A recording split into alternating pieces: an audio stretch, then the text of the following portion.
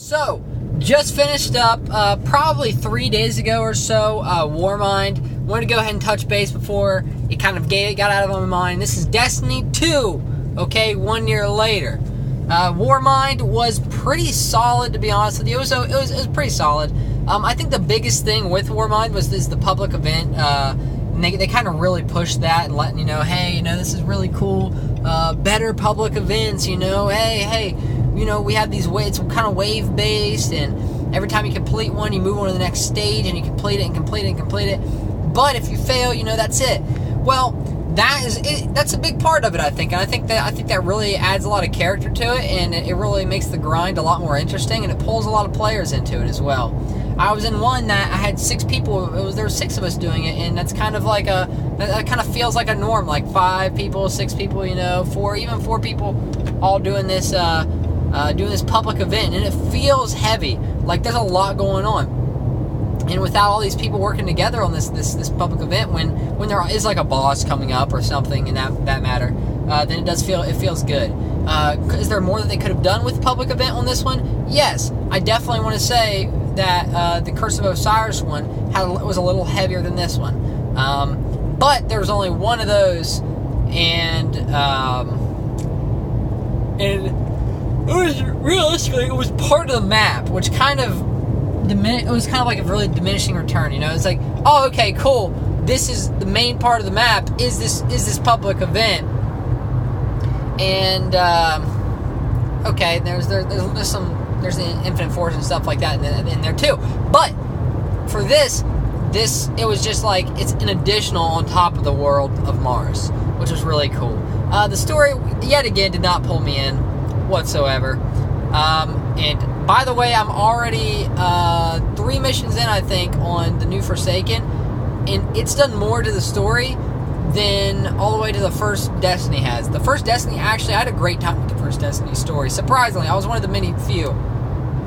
It didn't compare to the second Destiny story where, you verse Bane, that was cool, that was really cool, but then after you verse Bane, nothing else happens, and they don't continue off of that. They start veering past and going on a completely different goddamn story for no reason. It's just like my biggest problem with Destiny is how much they bounce around in the story.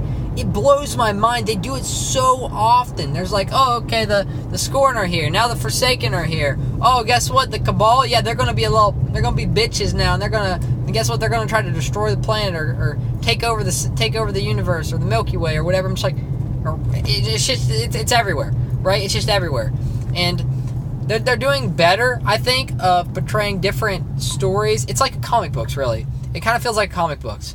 And I think that's the best way to put it from my perspective, is that I see it as it's like the Justice League, okay? Let's say Justice League or the Avengers, right? They're all on the same timeline, right? But you're seeing different points of view, or they're slightly off of that timeline, but at the end, they all meet up in the end, right? And that kind of what it feels like, is there's different stuff going on, but since you're like, oh, the Guardian, the last Guardian, the foreseen hero, but they do better than some games like WoW makes you out to be a superhero all the time now, and the chosen one.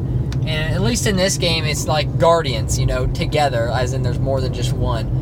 So they do better at that. But all in all, honestly, comparing it, I can re-rate Curse of Osiris now, and I gave it about an 8, if I'm not mistaken. For what it's worth today, and I had more fun, I think, with Curse of Osiris than I actually did with Warmind. Maybe it was because I'm playing with someone else, and the Destiny experience just feels better when you play with other people. I'm not entirely sure, but I only give this one a 7.5. I didn't have as much fun with it. Yes, the character, the main character that was in this one was a lot more fun and upbeat. How she kind of discovers herself, and you go and kind of uncover the Warmind as her. She was, the scientist back from the beginning or whatever, and her mind was erased with all this other crap because she's a Guardian now, obviously. But it was good. It was good. I enjoyed it, but I give it a 7.5. Were it not where it is today, I'd probably give it a 6. And that's my honest opinion. That's just where I'm at. I had a good time with it. But the grind fest is just about to begin, just like the other one, Except this one, I have to grind at Mars. I can't go and do public events and open chests and still get stuff like I can with Curse of Osiris, which is kind of balls, to be completely honest with you. Straight balls. And I don't want to go grind at all on Mars. But I'm going to have to get those weapons, even if they suck. I don't know if they suck dick or not. I have no idea. But either way, it's good. It's good. So, but that's all I have for right now for that. I played one of the raids. It was pretty freaking cool. But I haven't played the other one. Or I think there's one or two. I don't remember.